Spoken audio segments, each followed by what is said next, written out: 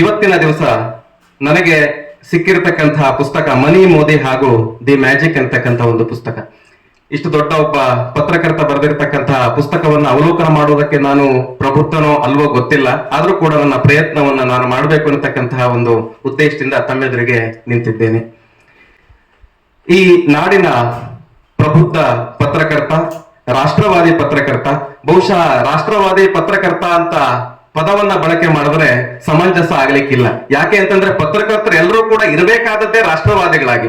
ಹಾಗಾಗಿ ಒಬ್ಬ ಮಾಧ್ಯಮ ದಿಗ್ಗಜ, ಶಿಕ್ಷಣ ತಜ್ಞ ಹರಿಪ್ರಕಾಶ ಕುಣಿಮನೆಯವರು ಬರೆದಿರತಕ್ಕಂತಹ ಮನಿ ಮೋದಿ ಹಾಗೂ ಮ್ಯಾಜಿಕ್ ಇರತಕ್ಕಂತಹ ಪುಸ್ತಕಕ್ಕೆ ಡಾಕ್ಟರ್ ಡಿ ವೀರೇಂದ್ರ ಹೆಗ್ಗಡೆ ಅವರು ಮುನ್ನುಡಿಯನ್ನ ಬರೆದಿದ್ದಾರೆ. ಖ್ಯಾತ ಘನ ವಿದ್ವಾಂಸರಾಗಿರ್ತಕ್ಕಂತಹ ಡಾಕ್ಟರ್ ಕೆ ಎಸ್ ನಾರಾಯಣಾಚಾರ್ಯ ಅವರು ಪ್ರಶಂಸನೀಯ ಮಾತುಗಳನ್ನ ಬರೆದಿದ್ದಾರೆ. ಅದೇ ರೀತಿಯಲ್ಲಿ ಉದ್ಯಮ ಲೋಕದ ದಿಗ್ಗಜ VRL ಸಮೂಹ ಸಂಸ್ಥೆ ಅಧ್ಯಕ್ಷರಾಗಿರ್ತಕ್ಕಂತಹ ಶ್ರೀಯುತ ವಿಜಯ ಸಂಕೇಶ್ವರ್ ಅವರು ಶುಭಾಶಯಗಳ ಒಂದು ಮಾತನ್ನ ಈ ಪುಸ್ತಕದಲ್ಲಿ ಉಲ್ಲೇಖ ಮಾಡಿದ್ದಾರೆ. ಮೋದಿ, ಇನ್ನೊಂದು ವಿಚಾರ, ಮೋದಿ ಅಂತಕ್ಕಂಥದ್ದನ್ನ ಶೀರ್ಷಿಕೆಯಲ್ಲಿ ಕೊಟ್ಟಿದ್ದಾರೆ. ಹೌದು, ತಾವೆಲ್ಲರೂ ಕೂಡ ಅಂದ್ಕೊಳ್ತಾ ಇರೋ ಹಾಗೆ ನೀವು ಅಂದ್ಕೊಂಡಿರ್ತಕ್ಕಂಥ ನರೇಂದ್ರ ಮೋದಿ ಅವರ ಬಗೆಗಿನದೇ ಕೃತಿ ಇದು. ಹೌದು, ಮೋದಿ ಅಂತಕ್ಕಂತಹ ವ್ಯಕ್ತಿ ರಾಜಕೀಯವಾಗಿರ್ತಕ್ಕಂಥ ವ್ಯಕ್ತಿ, ನಾವೆಲ್ಲರೂ ಕೂಡ ಒಪ್ಕೊಳ್ಬೇಕಾದಂತಹ ವಿಷಯ. ಆದ್ರೆ ಇದನ್ನ ಅವಲೋಕನಕ್ಕೆ ನಿಂತಿರ್ತಕ್ಕಂಥ ನಾನು ರಾಜಕೀಯ ವ್ಯಕ್ತಿ ಅಲ್ಲ.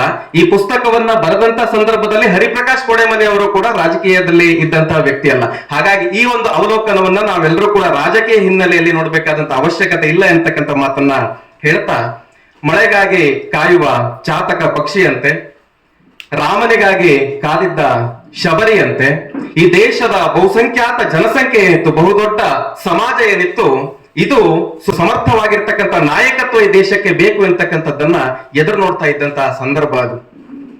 ಯಾಕೆ ಎಲ್ಲರೂ ಕೂಡ ಒಬ್ಬ ಸಮರ್ಥವಾಗಿರ್ತಕ್ಕಂಥ ನಾಯಕತ್ವ ಈ ದೇಶಕ್ಕೆ ಬೇಕು ಅಂತಕ್ಕಂಥದ್ದನ್ನ ಯೋಚನೆಯನ್ನ ಮಾಡ್ತಾ ಇದ್ರು ಅಂತಂದ್ರೆ ಈ ದೇಶದ ಪರಿಸ್ಥಿತಿ ಹಾಗಿತ್ತು. ಹಿಂದಿನ ಆಡಳಿತಗಾರರು ಕೊಟ್ಟಿರತಕ್ಕಂತಹ ಆಡಳಿತದ ಪರಿಣಾಮವಾಗಿ ಹಣದುಬ್ಬರ ತಾರಕಕ್ಕೇರಿತ್ತು, ಭಾರತೀಯ ರೂಪಾಯಿಯ ಮೌಲ್ಯ ಪಾತಾಳಕ್ಕಿಳಿದಿತ್ತು, ಭ್ರಷ್ಟಾಚಾರ ತಾಂಡವ ಆಡ್ತಾ ಇತ್ತು. ನಾವೆಲ್ಲರೂ ಕೂಡ ಸಣ್ಣವರಿದ್ದಾಗ A for apple, B for ball, C for cat ಅಂತ ಕೇಳಿದ್ದೇವೆ.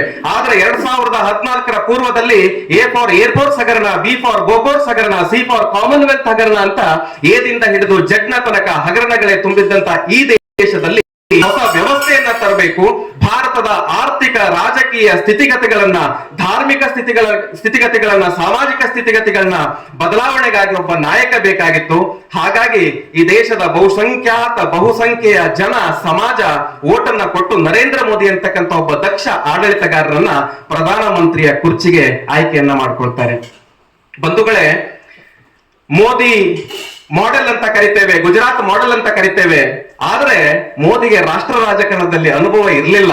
ರಾಷ್ಟ್ರ ರಾಜಕಾರಣವನ್ನ ಹೇಗೆ ನಡೆಸಬೇಕು, ಹೇಗೆ ಮುನ್ನಡೆಸಬೇಕು ಅಂತಕ್ಕಂಥ ಅನುಭವ ಇರಲಿಲ್ಲ. ಹಾಗಾಗಿ ಮೋದಿಯ ಎದುರಿಗೆ 2014 ಪ್ರಧಾನಮಂತ್ರಿ ಆಗಿದ್ದಾಗ ಸಾಲು ಸಾಲು ಕಷ್ಟಗಳ ಸರಮಾಲೆ ಇತ್ತು.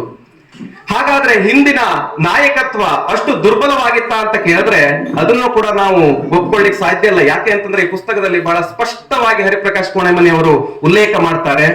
ಈ ದೇಶದಲ್ಲಿ 2014 ಆಡಳಿತವನ್ನ ಕೊಟ್ಟದ್ದು ಯಾರು ಅಂತಂದ್ರೆ ಇಡೀ ಪ್ರಪಂಚದಲ್ಲಿ ಖ್ಯಾತಿಯನ್ನ ಪಡೆದಿರ್ತಕ್ಕಂತಹ ಖ್ಯಾತ ಅರ್ಥಜ್ಞಾನಿ ಹಾಗೂ ಮೌನಿ ಡಾಕ್ಟರ್ ಮನಮೋಹನ್ ಸಿಂಗ್ ಅವರು ಆಡಳಿತವನ್ನ ಕೊಡ್ತಾರೆ. ಅದು ಸಾಮಾನ್ಯವಾಗಿರ್ತಕ್ಕಂಥ ಆಡಳಿತ ಅಲ್ಲ. ಹಲವಾರು ಯೋಜನೆಗಳನ್ನ, ಹಲವಾರು ವಿಚಾರಗಳನ್ನ, ಹಲವಾರು ಅಭಿವೃದ್ಧಿ ಪೂರ್ವಕವಾಗಿರ್ತಕ್ಕಂತಹ ಕಾರ್ಯಕ್ರಮಗಳನ್ನ ರೂಪಿಸಿದ್ರು. ಆದ್ರೆ ಅದನ್ನ ಅನುಷ್ಠಾನ ಮಾಡ್ಲಿಕ್ಕೆ ಎಲ್ಲೋ ಒಂದು ಕಡೆಯಲ್ಲಿ ಎಡವುದ್ರು ಅಂತಂದ್ರೆ ಬಹುಶಃ ತಪ್ಪಾಗ್ಲಿಕ್ಕಿಲ್ಲ. ಕ್ಷಮಿಸಿ, ನಾನು ಮೌನಿ ಅಂತಕ್ಕಂಥ ಶಬ್ದವನ್ನ ಉಪಯೋಗಿಸಿದೆ, ಆದ್ರೆ ಅದರ ಅರಿವಿದ್ದೇ ನಾನು ಉಪಯೋಗಿಸಿದ್ದೇನೆ. ಯಾಕೆ ಅಂತಂದ್ರೆ ಈ ಪುಸ್ತಕದಲ್ಲಿ ಹರಿಪ್ರಕಾಶ್ ಕೋಣೆಮನೆಯವರು ಹೇಳ್ತಾರೆ, ಸಂವಹನ ಎಂತಕ್ಕಂಥದ್ದು ಎಷ್ಟು ಅದ್ಭುತವಾಗಿ ಕೆಲಸ ಮಾಡ್ತದೆ. ಒಬ್ಬ ದೇಶವನ್ನ ಆಡಳಿತ ಮಾಡ್ತಕ್ಕಂಥವನಿಗೆ, ದೇಶವನ್ನ ಆಳ್ತಕ್ಕಂಥವನಿಗೆ ಸಂವಹನ ಎಂತಕ್ಕಂಥದ್ದು ಎಷ್ಟು ಮುಖ್ಯ. ಆ ಕಾರಣದಿಂದಾಗಿ ಮೋದಿ ಏನೆಲ್ಲ ಸಾಧಿಸಿದ್ರು ಎಂತಕ್ಕಂತಹ ಸ್ಪಷ್ಟವಾಗಿರ್ತಕ್ಕಂಥ ಚಿತ್ರಣವನ್ನ ಈ ಪುಸ್ತಕದಲ್ಲಿ ಹರಿಪ್ರಕಾಶ್ ಕೋಣೆಮನೆಯವರು ದಾಖಲು ಮಾಡಿದ್ದಾರೆ. ಬಹುಸಂಖ್ಯಾತ ಜನರಿಗೆ ಇದ್ದಂತಹ ಪ್ರಶ್ನೆ ಹರಿಪ್ರಕಾಶ್ ಕೋಣೆಮನೆಯವರಿಗೂ ಕೂಡ ಇತ್ತು ಈ ಪುಸ್ತಕವನ್ನು ಬರೀತಕ್ಕಂಥ ಸಂದರ್ಭದಲ್ಲಿ. ಬಹುಶಃ ಈ ಪುಸ್ತಕ ಬರೆದಿದ್ದು 2018-19 ಆಸ್ಪಾಸ್ನಲ್ಲಿ ಇರಬೇಕು ಅಂತ ನಾನು ಭಾವಿಸ್ತೇನೆ. ಹಾಗಾದ್ರೆ ಬಹುಸಂಖ್ಯಾತರ ಅಥವಾ ಈ ದೇಶದ ಬಹುಸಂಖ್ಯಾತ ಸಮಾಜದಲ್ಲಿದ್ದಂತಹ ಪ್ರಶ್ನೆಗಳೇನು ಅಂತಂದ್ರೆ, ಅಭಿವೃದ್ಧಿ ಅಂತಂದ್ರೆ ಏನು, ಅಭಿವೃದ್ಧಿಯ ಮಾನದಂಡಗಳೇನು? ಅಭಿವೃದ್ಧಿ ಅಂತಂದ್ರೆ ಕೇವಲ ದೊಡ್ಡ ದೊಡ್ಡ ಯೋಜನೆಗಳನ್ನ ತಂದು ರಸ್ತೆಗೆ ಕರಿಪಟ್ಟಿಯನ್ನ ಬಳಿದು ಅಣೆಕಟ್ಟುಗಳನ್ನ ಕಟ್ಟಿದ್ರೆ ಅದು ಅಭಿವೃದ್ಧಿಯ, ಅಥವಾ ಯಾವ ರೀತಿಯಾಗಿದ್ರೆ ಅದನ್ನು ಅಭಿವೃದ್ಧಿ ಅಂತ ನಾವು ಕರೀಬಹುದು? ಹಾಗೆ ಮೋದಿಯವರು ಈ ದೇಶಕ್ಕೆ ಕೊಟ್ಟಂತಹ ಕೊಡುಗೆ ಏನು ಎಂತಕ್ಕಂತಹ ಹಲವಾರು ಪ್ರಶ್ನೆಗಳು ಎಲ್ಲರಲ್ಲೂ ಕೂಡ ಇತ್ತು. ಅದೇ ರೀತಿಯಲ್ಲಿ ಹರಿಪ್ರಕಾಶ್ ಕೋಣೆ ಮನೆಯವರಿಗೂ ಕೂಡ ಒಬ್ಬ ಪತ್ರಕರ್ತನಾಗಿ ಆ ಎಲ್ಲ ಪ್ರಶ್ನೆಗಳು ಇತ್ತು. ಆ ಎಲ್ಲ ಪ್ರಶ್ನೆಗಳಿಗೆ ಉತ್ತರದ ರೂಪದಲ್ಲಿ ಬಂದಿರತಕ್ಕಂತಹ ಫಲವೇ ಈ ಒಂದು ಮನಿ ಮೋದಿ ಹಾಗೂ ಮ್ಯಾಜಿಕ್ ಎಂತಕ್ಕಂತಹ ಪುಸ್ತಕ ಅಂತಂದ್ರೆ ಬಹುಶಃ ತಪ್ಪಾಗ್ಲಿಕ್ಕಿಲ್ಲ. ಸ್ನೇಹಿತರೆ, ಹಾಗಾದ್ರೆ ಮೋದಿ ಅವರು ಹಣಕಾಸಿಗೆ ಸಂಬಂಧಪಟ್ಟಂತೆ ನಮ್ಮ ದೇಶದಲ್ಲಿ ಏನೆಲ್ಲ ಯೋಜನೆಗಳನ್ನ ತಂದಿದ್ದಾರೆ, ಅದರಿಂದ ಏನೆಲ್ಲ ಬದಲಾವಣೆಗಳಾಗಿದೆ ಅಂತ ನೋಡ್ತಾ ಹೋದ್ರೆ ಬಹುಶಃ ನನಗೆ ಕೊಟ್ಟಿರ್ತಕ್ಕಂಥ ಸಮಯ ಸಾಕಾಗ್ಲಿಕ್ಕಿಲ್ಲ. ಯಾಕೆ ಅಂತಂದ್ರೆ ಜನಧನ್ ಎಂತಕ್ಕಂಥ ಅದ್ಭುತವಾಗಿರ್ತಕ್ಕಂಥ ಯೋಜನೆಯನ್ನ ಮೋದಿ ಅವರು ತಂದ್ರು. ಆಲ್ರೆಡಿ ಅದನ್ನ ಡಾಕ್ಟರ್ ಮನಮೋಹನ್ ಸಿಂಗ್ ಅವರು ಅದನ್ನ ಜಾರಿಗೆ ತಂದಿದ್ರು ಬೇರೆ ಹೆಸರಲ್ಲಿ, ಆದ್ರೆ ಅನುಷ್ಠಾನದಲ್ಲಿ ಅದು ವಿಫಲ ಆಗಿತ್ತು. ಮೋದಿಜಿ ಅವರು ಜನಧನ್ ಎಂತಕ್ಕಂತಹ ಯೋಜನೆಯನ್ನ ತಂದು ಪ್ರತಿಯೊಬ್ಬ ಭಾರತೀಯನಿಗೂ ಕೂಡ ರಾಷ್ಟ್ರೀಕೃತ ಬ್ಯಾಂಕಿನಲ್ಲಿ ಬ್ಯಾಂಕ್ ಅಕೌಂಟ್ ಇರಬೇಕು, ಉಳಿತಾಯ ಖಾತೆ ಇರಬೇಕು ಅಂತಕ್ಕಂಥದ್ದನ್ನ ಯೋಚನೆಯನ್ನ ಮಾಡ್ತಾರಲ್ಲ, ಇದು ನಿಜಕ್ಕೂ ಕೂಡ ಅದ್ಭುತವಾಗಿರ್ತಕ್ಕಂಥ ವಿಚಾರ. ಯಾಕೆ ಈ ಸೇವಿಂಗ್ಸ್ ಬ್ಯಾಂಕ್ ಅಕೌಂಟ್ ಬಹಳ ಮುಖ್ಯ, ಯಾಕೆ ಒಂದು ಬ್ಯಾಂಕ್ ಅಕೌಂಟ್ ಮುಖ್ಯ ಅಂತಂದ್ರೆ ಅದರ ಅನುಭವ ಯಾವಾಗ ಆಗ್ತದೆ ಅಂತಂದ್ರೆ ನೋಟಿನ ಅಮಾನ್ಯೀಕರಣ ಆಯ್ತಲ್ಲ ಆಗ ನಮ್ಗೆ ಅನುಭವಕ್ಕೆ ಬರ್ತದೆ. ನಮ್ಮೂರಿನ ಸರ್ವಾಗೌಡನ ಹೆಂಡತಿಯ ಟ್ರಂಕ್ ನಲ್ಲಿ 2,75,000 ರೂಪಾಯಿ ಕ್ಯಾಶ್ ಸಿಕ್ತಲ್ಲ, ಅವರಿಗೆ ಬ್ಯಾಂಕಿನ ಬಗ್ಗೆ ಮಾಹಿತಿ ಇದ್ದಿದ್ರೆ, ಅರಿವಿದ್ದಿದ್ರೆ, ಜಾಗೃತಿ ಇದ್ದಿದ್ರೆ ಬಹುಶಃ ಅದು ಅಲ್ಲಿ ಇರ್ತಿರ್ಲಿಲ್ಲ, ಬ್ಯಾಂಕ್ ನಲ್ಲಿ ಇರ್ತಿತ್ತು. 2,75,000 ರೂಪಾಯಿ ಇದ್ದಿತ್ತು 3 ಲಕ್ಷನೋ 5 ಲಕ್ಷನೋ ಆಗಿರ್ತಿತ್ತು. ಆದ್ರೆ ಯಾಕೆ ಹಾಗಾಯ್ತು ಅಂತಂದ್ರೆ ಬ್ಯಾಂಕಿನ ಬಗ್ಗೆ ಇಲ್ದಾಗಿರ್ತಕ್ಕಂಥ ತಿಳುವಳಿಕೆಯ ಕೊರತೆ. ಇವತ್ತಿನ ದಿವಸ ಎಲ್ರಿಗೂ ಕೂಡ ಅಕೌಂಟ್ ಅನ್ನ ಮಾಡಬೇಕು. ಇವತ್ತೆಲ್ಲರೂ ಕೂಡ ಈ ದೇಶದ ಸುಮಾರು 99% ಜನರಿಗೆ ಅಕೌಂಟ್ ಅನ್ನ ಮೋದಿ ಸರ್ಕಾರ ಮಾಡಿಕೊಟ್ಟಿದೆ ಅಂತಂದ್ರೆ ಬಹುಶಃ ತಪ್ಪಾಗ್ಲಿಕ್ಕಿಲ್ಲ. ಉಳಿತಾಯವು ಕೂಡ ಅಷ್ಟೇ. ಇಂಗ್ಲಿಷ್ ಅಲ್ಲಿ ಒಂದು ಮಂತ್ರ ಇದೆ, ನಾನು ಯಾವಾಗಲೂ ಕೂಡ ಹೇಳ್ತಾ ಇರ್ತೀನಿ, ಏನು ಅಂತಂದ್ರೆ savings first, credit next, insurance must, pension best. ಈ ಎಲ್ಲ ಯೋಜನೆಗಳನ್ನ ಹಣಕಾಸು ಕ್ಷೇತ್ರದಲ್ಲಿ ತಂದಿರತಕ್ಕಂಥದ್ದು ನರೇಂದ್ರ ಮೋದಿ ಅವರು.